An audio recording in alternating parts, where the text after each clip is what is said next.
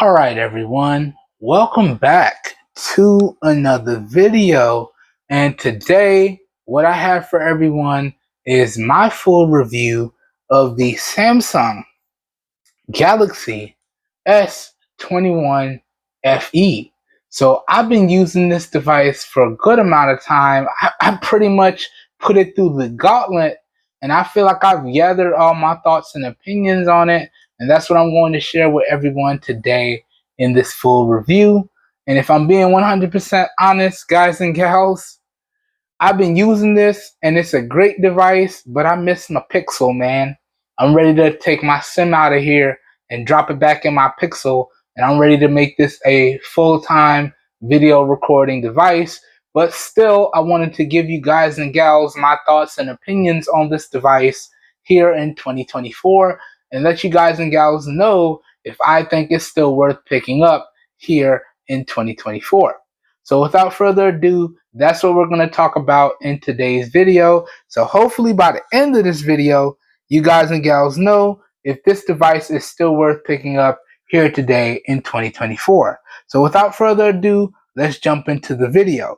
So starting off here, the first thing I want to talk about with everyone is the overall build quality and design of the device. Now, build quality wise, this device has a plastic back with an aluminum midframe and a glass front. So this is not your traditional S21 series, okay? This is the FE S21 series. So the main portion of this device is built out of plastic, but it still has the aluminum midframe and the really nice display with Gorilla Glass on the front, okay? So good stuff there. And I gotta tell y'all, in terms of the overall build quality, I have to say Samsung has done a really good job. I don't like the slipperiness of the device. I wish it had a more matte or frosted matte material on the back and the sides to make it to where it's not so slippery. But other than that, it does have a really nice weight in the hand, and I do like the overall look and presentation of it. So the overall build quality overall is really good in my opinion. Okay, moving on now, and like I said, I do like the design. It does look very utilitarian, but it has a nice little subtle look to it. I like the design. So build quality and design wise, it's really good in my opinion. Moving on now, talking about the display. And before we talk about the display, let me just give you guys and gals something to look at here while I talk about the specifications for the display. Okay?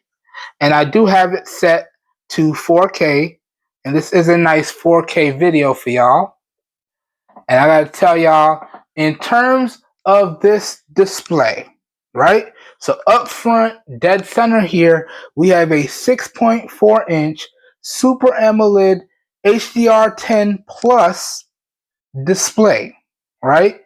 And it has a resolution of 1080p by 2340, which means it has that nice 19.5 by 9 aspect ratio, meaning it has a screen density of 403 pixels per inch. All right, for all you guys and gals that like to know the technical specifications, there it is, right? But if I'm being 100% honest with everyone, I don't really care about the technical specifications. I care about how the display functions in regular day-to-day use, right? And for me, although it is a high refresh rate display, it's a 120 hertz high refresh rate display, I can't really distinguish the difference in the high refresh rate. So I turned that off out of the box from jump because I'm all about saving the battery life, right? And y'all can see pushing it at 4K is really maxing out my Wi-Fi connection, but it does really look good when I'm able to watch 4K content smoothly. Okay, it's a really, really good looking display. But as I said, although it's high refresh rate, I don't really care about the high refresh rate because my eyes can't distinguish it. Okay? But that being said, what I do care about in terms of the display is how does it function on the day-to-day? How does it function when I'm using it in the house, when I'm using it out and about? How does it function in direct sunlight? These are the things that I care about. And I got to tell y'all, I'm going to put up some B-roll in post. It functions pretty much perfectly in day-to-day usage. All right? It functions perfectly. Whether I'm indoors or I'm doing something out and about or I'm doing something in direct sunlight, I've had no issues with this display. And again, I do not care that it's high refresh rate because I just turned it off. Overall, it's a really, really good top-notch display in my opinion, and Samsung has done a great job in my opinion with this display. Okay? Okay. So moving on now, guys and gals, let's talk about, and let me set up another video for when we're going to do the audio test later. So let me close this one and let me pull up another one. Yeah, we're going to use this video clip for when we do the speaker test / audio test later. All right. But moving on, let's talk about the hardware and the software in this device right here. All right. And then we're going to talk about the overall Wi-Fi performance after that. But let's dive into the hardware and software aspects first. So hardware-wise, this is the top-of-the-line FE model that I can get my hands on. This particular one has 8 gigs of RAM and 256 gigs of onboard storage. All right? There's no micro SD card expansion on the FE series. I wish there was, but there isn't. So just like Apple, Samsung is now forcing you to get the most storage you think you're going to need. And with the fact that Samsung's software is so heavy, you do want to try and get the most storage that you think you're going to need. And also factor in the heaviness of Samsung's overall software. But this particular model right here is packing 256 gigs of onboard storage and 8 gigs of RAM. All right.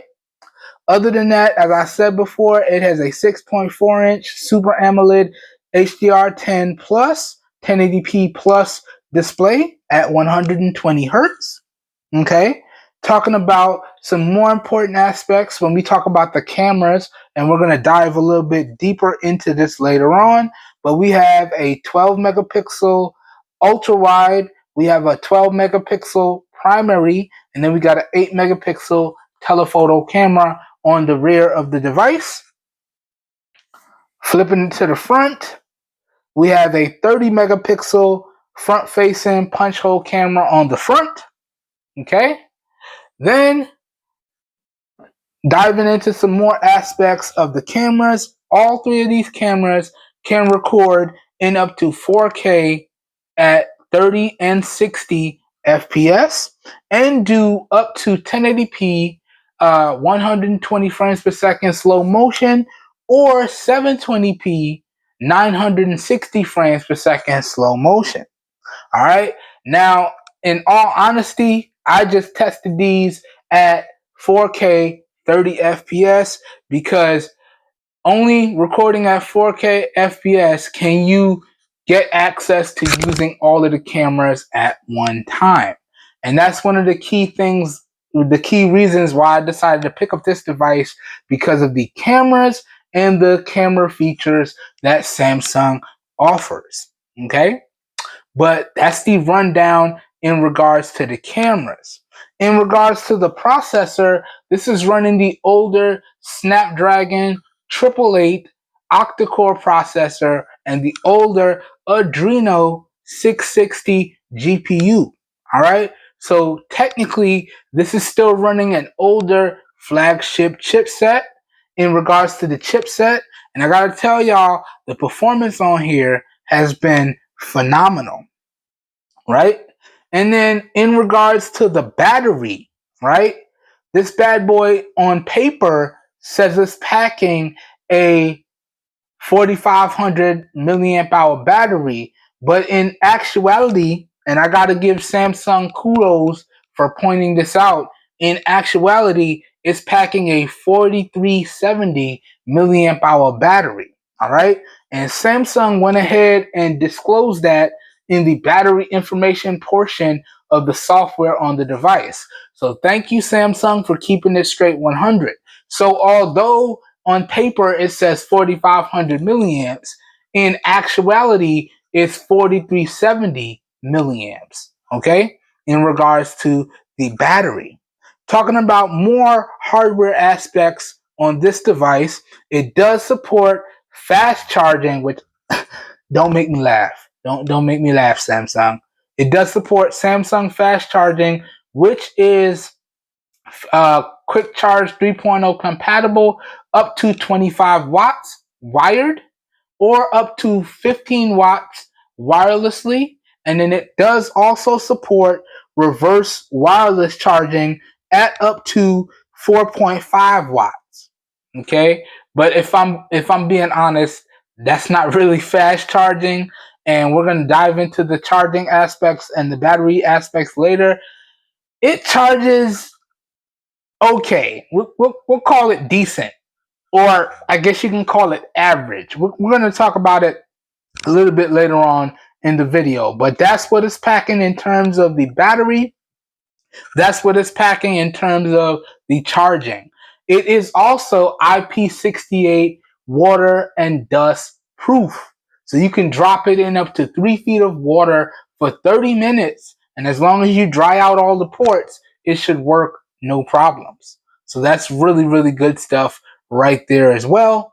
Other hardware aspects include it's packing Bluetooth 5.0 on board. Okay. It's also packing AC Wi-Fi Gen 6. All right. So it's almost the latest and greatest Wi-Fi. We're up to Wi-Fi 7 now, but it still supports a good amount of Wi-Fi performance.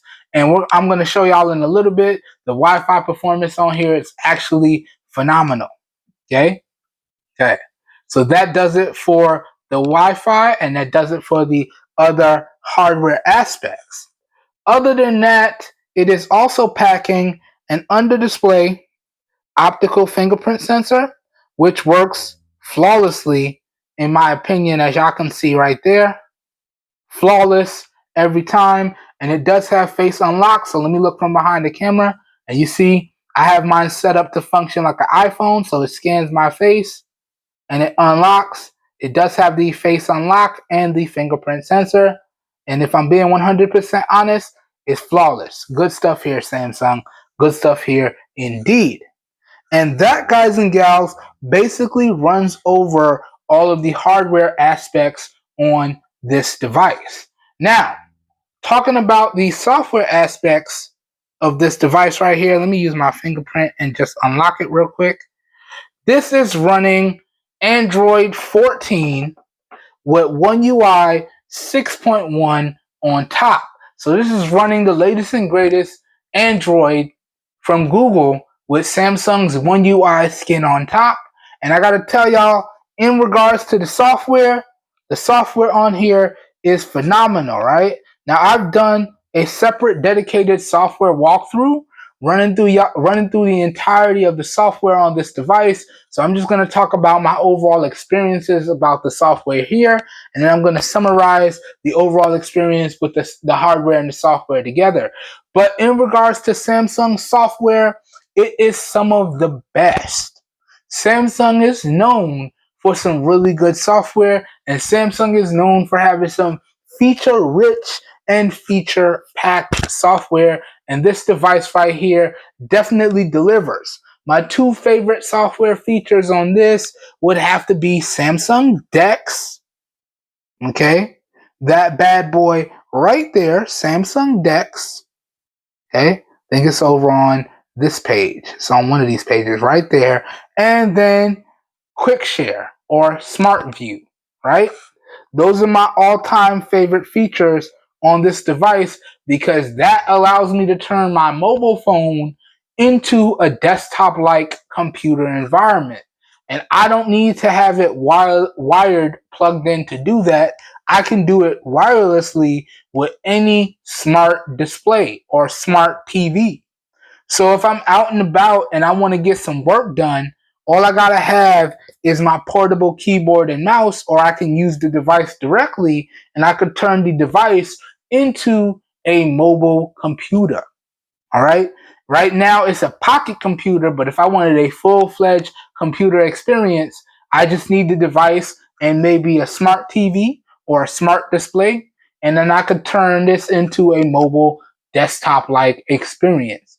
And I gotta say, in regards to the software, it's been phenomenal, but those are two of my favorite features right there. Okay? And yeah, so talking about the software and the hardware on the whole, Samsung has done a phenomenal job. And talking about the software support, the S21 series is actually covered with software support up to 2027. So even though this is an older Samsung device, I will still be getting software and security patches up to 2027. So this device will still be good to go for at least another 3 years officially, and maybe 4 to 5 years unofficially. Okay? So yeah, Samsung is doing a great job here with the support on their devices. And even better still, if you want to go with a newer device than this, something like the S23 or S24 series, then the S23 series is getting 4 to 5 years of software and security updates, and the S24 series is similar to Google and it's getting about 7 years of software and security updates. So Samsung is actually doing a really great job with their software and hardware package overall and their support. So talking about the hardware and software overall on this device right here is actually top notch indeed. Okay. Moving on now, let's talk about the overall Wi-Fi performance, and let me give y'all my thoughts and a real quick Wi-Fi and speaker demonstration. All right, so let me turn the speakers up and let's jump over to the YouTube video, and I already set a video up to test the speakers, and I'm gonna just let this play for y'all. Let me unclip my microphone to give y'all a nice audio sample of speakers. Okay, put that right there. Y'all can see. Okay, and I'm gonna let it play for a little bit. We're gonna scrub through the video to test the Wi-Fi performance, and then I'm gonna come back and tell you guys and gals how I feel about the overall Wi-Fi performance, speaker performance, and speaker placement. All right, so let me go ahead and be quiet and let y'all get this sample real quick. Here we go.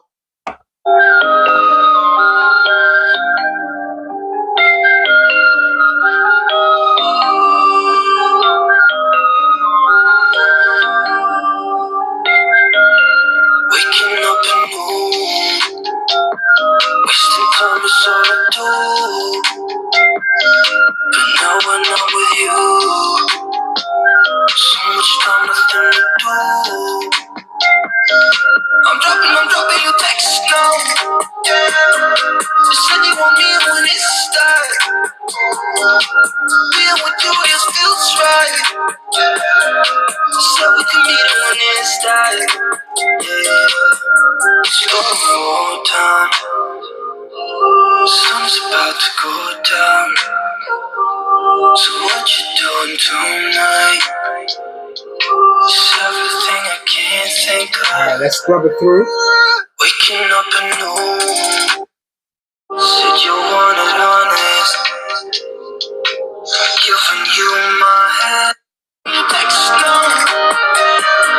You said you want me when it's done. Being with you is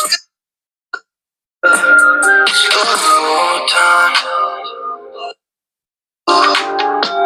So much time, nothing to do. Alright, there we go. There we go, guys and gals. So as you can see, the overall Wi-Fi performance is pretty much top notch indeed. And I haven't had any issues with the overall Wi-Fi on this device right here. Okay. Now, let's talk about the speaker performance and the speaker placement. Let me put my mic back on real quick so I don't have to yell. I could just talk to my natural volume at my natural cadence. Let me clip this back on. There we go. And now I don't have to yell. But let's talk about the overall speaker placement and speaker performance. Now, in terms of speakers, we have one top firing speaker that's firing frontward, and then we have one bottom firing speaker that's firing downwards or outwards. So when you're holding the device like this, it's actually firing downwards or outwards. You actually have to do that cupping maneuver, but the top speaker here is always front firing. So in terms of the speakers, I am not a fan of the layout. I feel as though if you can do a front firing speaker here, you can easily put a front firing speaker here at the bottom. I don't really like the fact that it's one front firing speaker and one down firing speaker. And so, as you guys and gals saw, when I'm holding it, automatically I go straight into cup mode just so it doesn't muffle or block.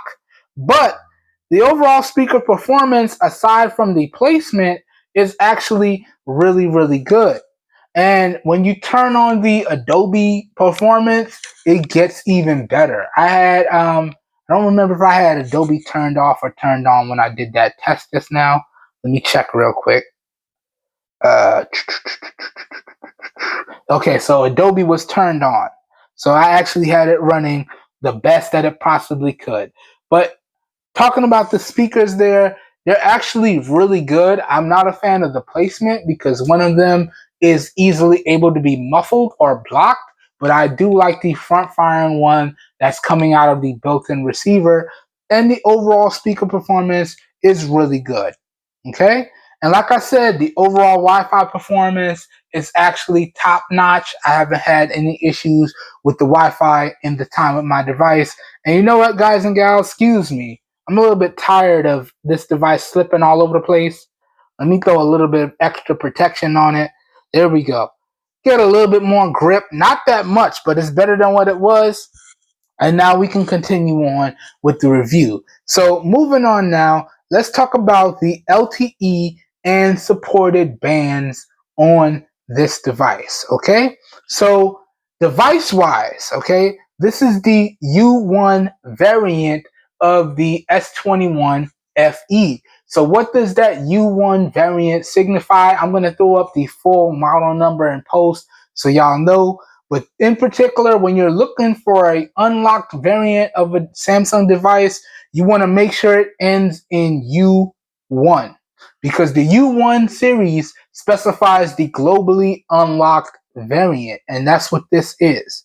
This is the globally unlocked variant of the Samsung Galaxy S21 FE.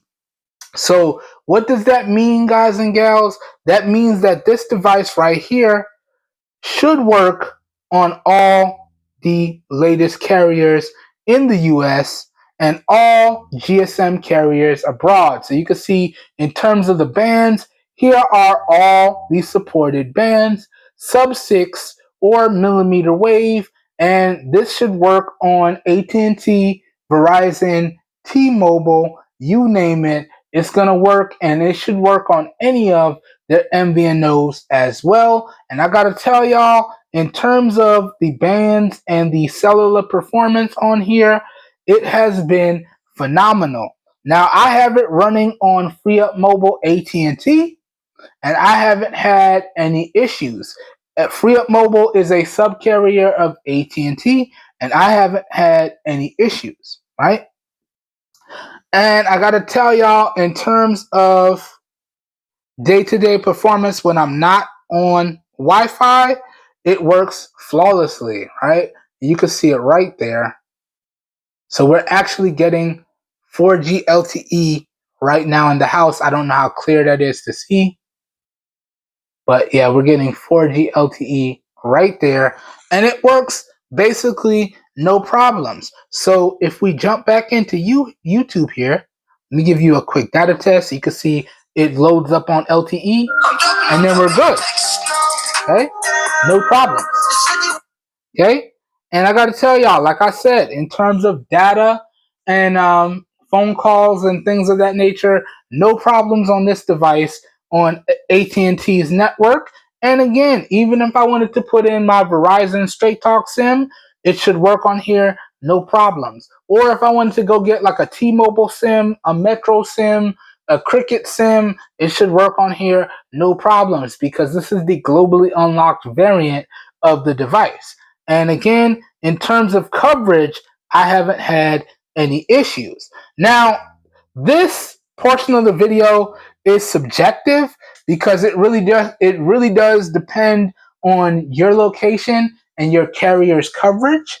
And for me, the whole reason why I decided to go with Straight Talk Verizon and Free Up Mobile AT&T is because after testing all the main carriers and all the sub carriers in my area, I found that Straight Talk Verizon, which is on Verizon's network, and Free Up Mobile AT&T offer the best coverage in my area at the cheapest possible prices.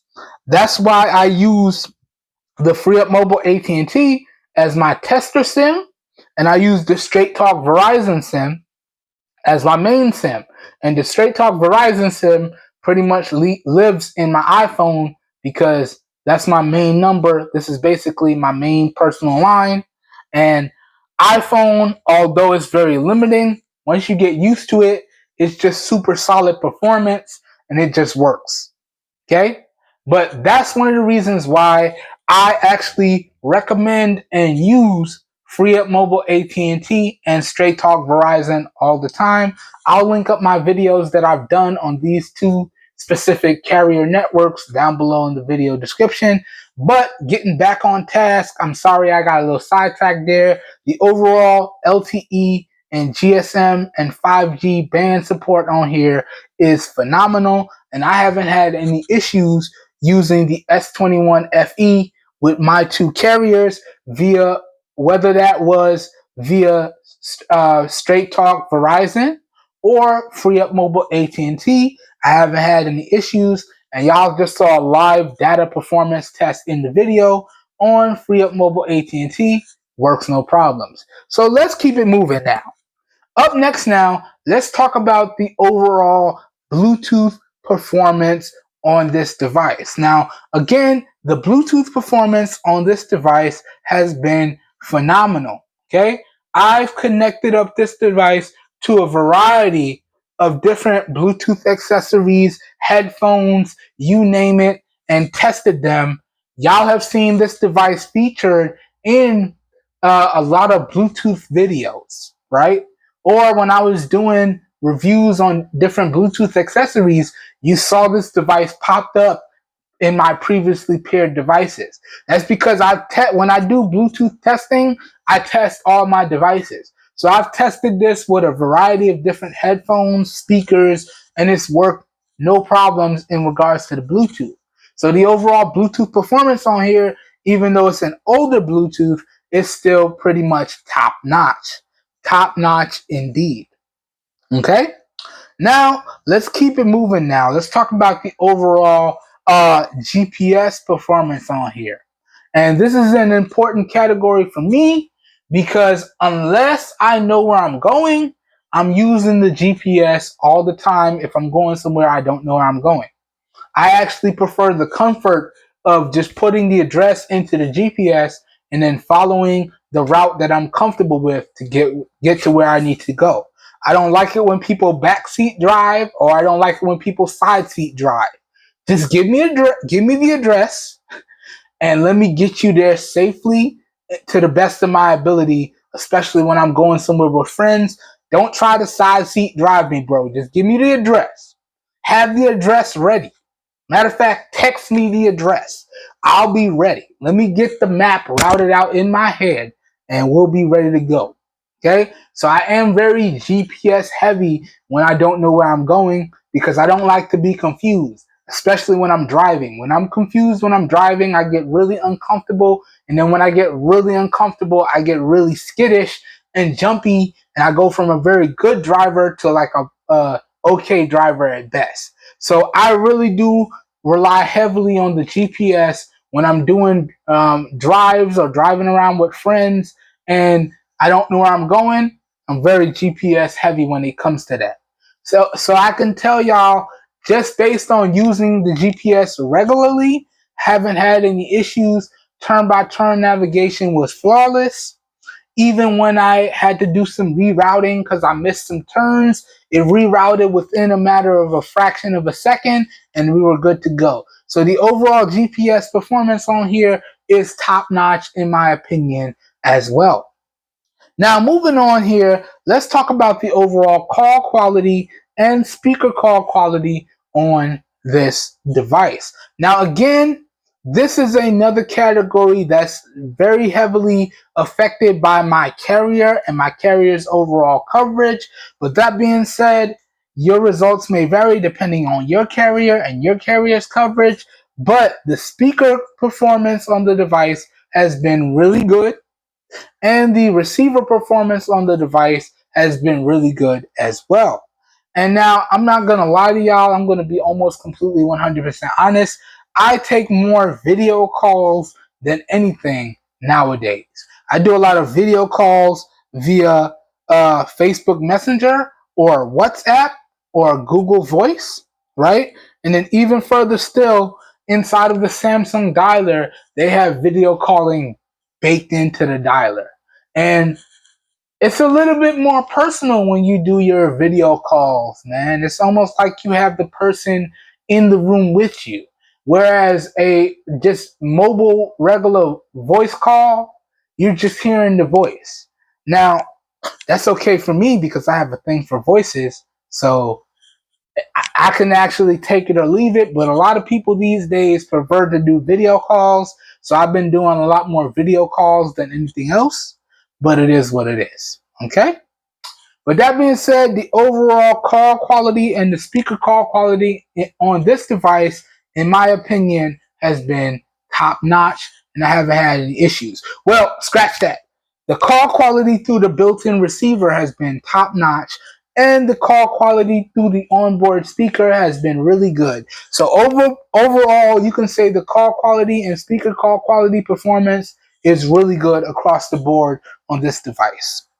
Okay? Let's keep it moving now. Let's go. Now, up next now, I just want to give you guys and gals my overall thoughts and opinions on the overall camera performance on this device.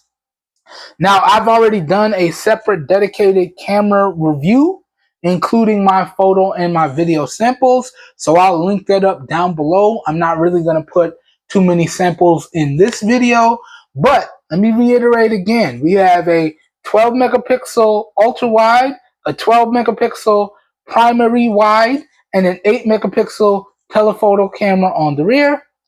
And then we have a 32 megapixel selfie camera on the front. And again, let me reiterate, you can record in up to 4K 60 FPS with all of the cameras, whether you're using the rear-facing camera or the front-facing camera. But when you record in 60 FPS, you're actually limited to using just the primary 12 megapixel camera on the front, and then you're limited to using the primary 32 megapixel camera on the rear. But if you record in 4K at 30 FPS, so if you don't do 60, but you're okay with doing 30, then you have access to using all the cameras on the device at one time when you're recording video. Same thing when you're doing photos, right?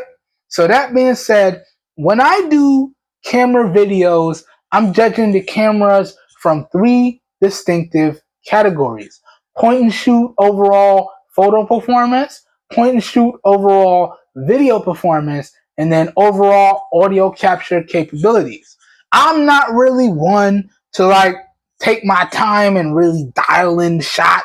I mean, I do it from time to time. If there's a landscape or a person I really want to make sure I get the best shot of, because I'm keeping that as a memory, then I do it then. But if I just see something cool, I'm like, oh, that looks cool. Let me real quick. Or, oh, let me make this video clip real quick. Real quick. So that's why I judge the cameras the way I do. Point and shoot photo capture capabilities, point and shoot video capture capabilities, and overall audio capture capability. And I gotta say, across the board in all three categories, the Samsung Galaxy S21 FE did a great job. Now, there were some things that I was kind of bummed out that this device doesn't have, like a 3.5 millimeter headphone jack, okay, or micro SD card expansion, okay. But other than that, and the reason why I was bummed out by that is because I used the S10e daily, okay? And when I'm going out to do something and I know it's going to be very photo heavy or video heavy, I'm grabbing this device because I pretty much know this device like the back of my hand. I've been using this device to record videos and take photos. I've even done professional work with this device, right? Like people, when I did work for people and they see me busting out my smartphone, it was like, I don't know, bro. I don't know. I'm like, listen, have a little faith. If you don't like it, we'll work it out. And after I did the work, they was like, damn, you did that with your smartphone? I'm like, you saw me do it with my smartphone. That's because I know the S10e inside and out like the back of my hand. So going up to another Samsung device, it was a very familiar experience, but it also made me miss features that I was used to. Okay? But that being said, the overall photo performance, the overall video performance, and the overall audio capture capability on here was really good. Now, again, if I'm being 100% honest with y'all, it does take a little bit more work to line up the shot, and I am used to the ease and convenience of my Pixel. So like I said at the beginning of this video, this was a great device, but I miss my Pixel, and I want to put my SIM card back in my Pixel 6a. And if I'm being 100% honest with y'all again, I really am saving up for that 8A, because that will have 7 years of software support and 7 years of hardware support, and I should be good to go. And that will give me the smooth Google Pixel experience that I'm used to. That doesn't mean that these cameras are bad. It just takes a little bit more work. And in all honesty, every time I use a modern Galaxy device, I'm reminded of what features I want to eventually see come to my Pixel devices. Like all the flagship features that you see on your Pixel devices, all the flagship features that you see on modern smartphone devices in general, 9 times out of 10, they were pioneered by two companies. All right, I got to give credit where credit is due. 9 times out of 10, they were pioneered by LG or Samsung. So they came on a Samsung device or LG device first, and it was so good on those two devices that other manufacturers started to take notes, and they was like, okay, we need to feature that on our device. Okay, we need to feature that on our device. And that's why all these other devices ultimately ended up being so good. The competition was so fierce that they was like, okay, we got to feature that, and we got to put our own spin on it and make it as good as we can. And every time I pick up a modern Samsung device, I was like, man, this feature is awesome, but I can't wait to see how Google's iteration of it is going to be, because I'm used to the Google Pixel experience. It's a very point and shoot experience. And aside from, the AI features, this camera is just as good as my Pixel camera. Okay? Which is to be expected because both the S21 FE and the Google Pixel 6a are pretty much in the same price bracket. Okay? But that being said, like I said earlier, I'm sorry if we're getting so off task, everyone. I'm just very passionate about this stuff, and I want to make sure you guys and gals get your money's worth. All right? That's why I do the videos the way I do. I'm sorry for all the passion and getting sidetracked. It just is what it is. Making these videos when I'm having a bad day or when I haven't seen my favorite people, this makes me feel better. Okay? But I'm sorry I'm getting sidetracked. But the overall camera performance on here, whether it be photo performance, video performance, or overall audio capture capability, is actually really good. Really good. It's not as good as a Pixel, but it's really good. It's going to just take you an extra second to line up the shots the way you want. And speaking of that, the fact that you can switch between all the cameras in Samsung software, Google, I'm going to need y'all to get on that, man. Y'all should have that feature. I should be able to switch from the primary to the ultra wide to the front facing camera to the telephoto, all without pausing my video. Yes, Samsung, y'all did that feature right. That's one feature I can't wait to see on other devices, but Samsung did that feature right. But you know who pioneered that feature? LG actually pioneered that feature. All right?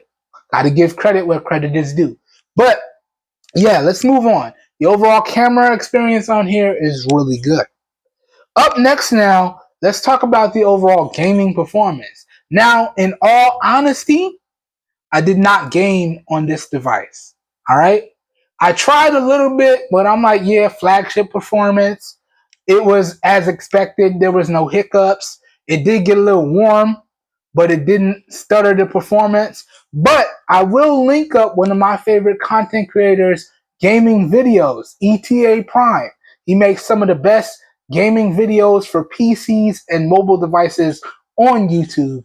And he did a deep dive coverage on this device. I'm going to link up his coverage down below in the video description. Great job as always, bro. It is what it is. But the gaming performance on here is basically top notch. This is a flagship chipset and a flagship GPU built into here. But I did notice it did get warm, but the performance did not dip. Okay? So gaming performance is really good. Up next now, let's get into an important category now.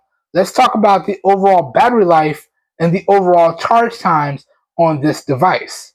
Okay, so let me pull up my battery metrics here and show you guys. So again, I use ampere battery, okay, to measure the charge and the health of my batteries and see the actual battery size. And then also here, you can see how many charges your battery has on the cycle with this software, okay? And then I also use AccuBattery to track the battery health and the charging stats for my entire device. These are the two things that I use when I'm testing my devices. And y'all can see just how many charges I put on the device, and you can see the overall battery health of the device. Now, this is a refurbished device from Amazon, and I was very happy to see that even after putting it through its cycles and conditioning the battery health is still at 97%. So sure, it's not at 100%. You can see it has degraded a little bit, so we don't have access to the full 4370 milliamp hours, but 97% is still really, really good. And talking about the charge times on here, let me pull up my history for y'all. The charge times on here, this is where this device fell a little flat, okay? Now, if you're charging it at higher percentages, I'm going to go ahead and scroll through this real slow so y'all can see. But if you're charging it at higher percentages, it will charge a little faster. But if you're charging it from lower percentages, it's going to take a little bit longer. And I got to tell y'all, it was about average, okay? About an hour and a half to 2 hours, depending on the percentage that the device was at when I plugged it in, all right? But talking about the battery life, this is where I was a little disappointed because on heavier days, like you can see right here, this was a heavier day, I just barely got over 8.5 hours. And on a super heavy day, I didn't even crack into 8 hours.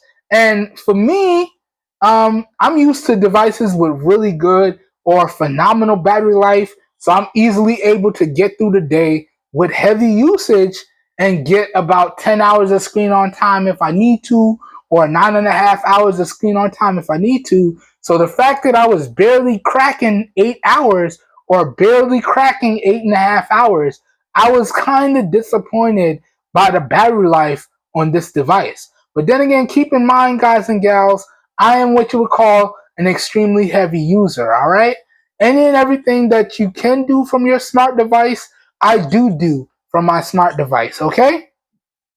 So your guys and gals charge times and battery life will vary, but this was one aspect of the device that I was very, very disappointed by.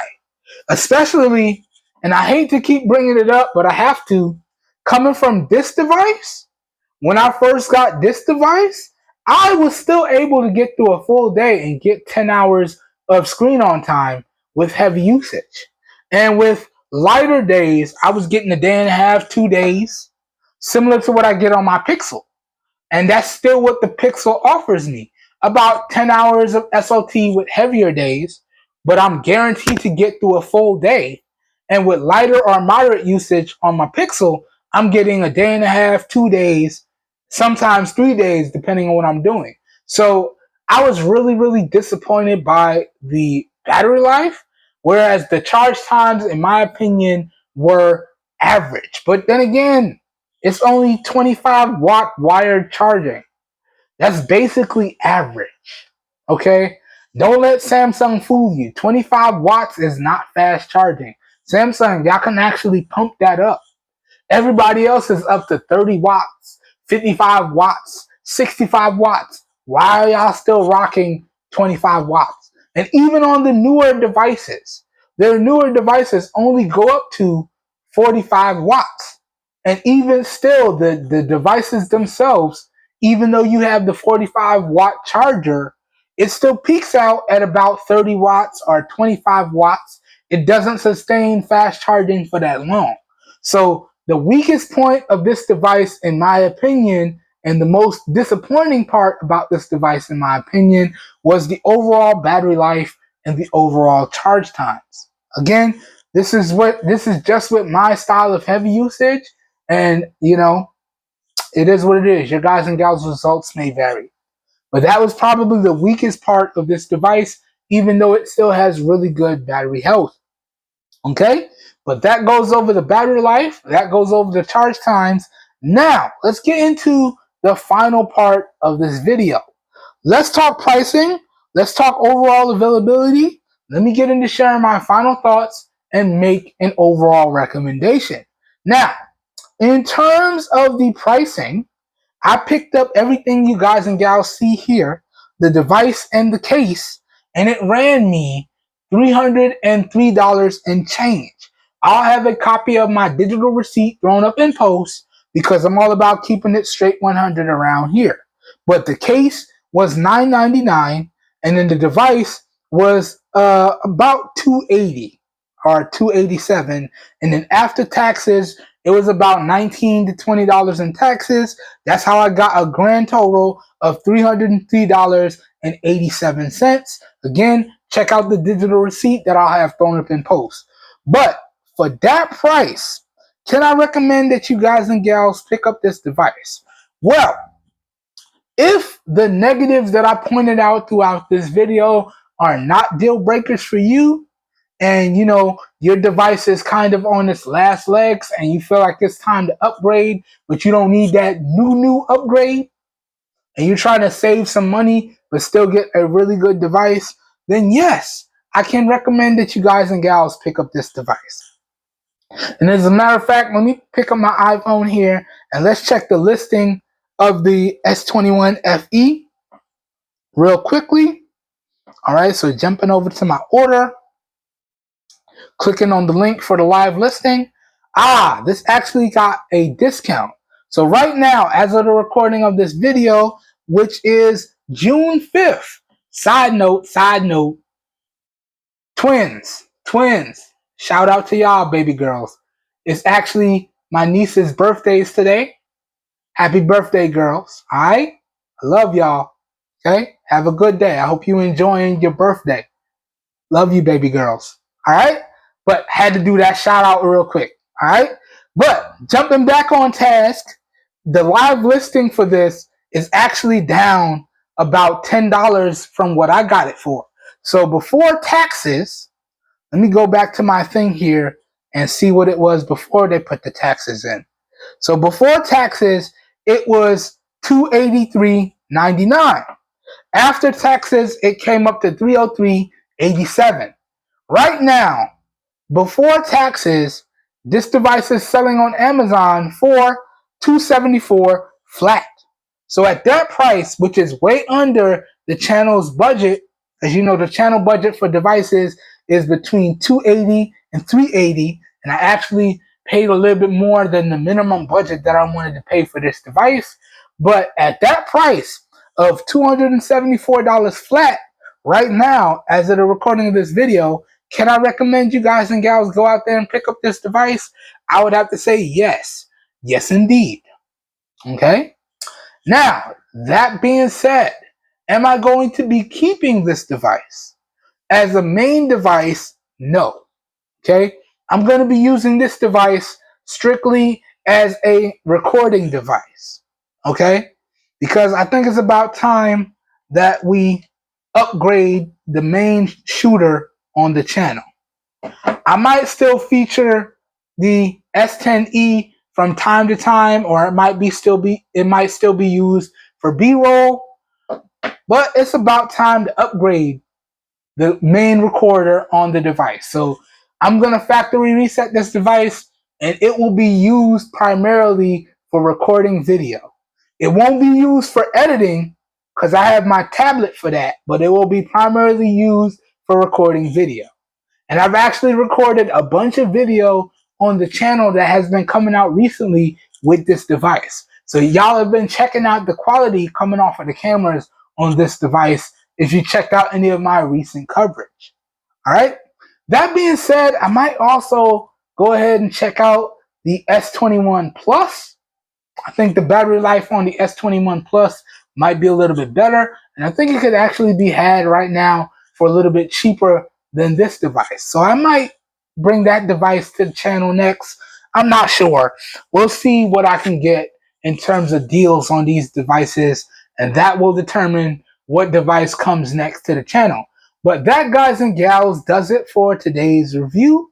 I hope you guys and gals enjoyed today's video. I hope you guys and gals found it helpful. If you did, please help your boy out by giving the video a thumbs up. That really does help me out. You don't know how much. As always, if you guys and gals would like to see more content like this, also feel free to hit that subscribe button down below and make sure you click off the notification bell icon right next to it so you guys and gals get notified when I publish a new video. That being said, also feel free to follow me across all the social media platforms. I'll link up all my social medias down below in the video description, so you're guaranteed to get notified when new videos go live on the channel. Also, if this video piques your interest and you'd like to know where you can pick up this device and its featured case, or you would like to know where you can see any more extended coverage on this device, I'll link up all of my extended coverage and the affiliated buy links for the device and its recommended accessories down below in the video description. So down below in the video description will be like a one-stop shop for you guys and gals, and you should be good to go. And as the name implies, down below in the video description will contain affiliated buy links. And if you guys and gals make your purchase using those affiliated buy links, I do get a small percentage of commission that I do put back into the channel at no additional cost to you guys and gals. So those affiliated buy links, in my opinion, are like a win-win for everyone. All right, I hope everyone's having a great day. I hope you guys and gals are staying safe out there, and I will catch everyone in the next video. Have a good one, everybody. We're out of here. Peace. All right. Peace, everyone.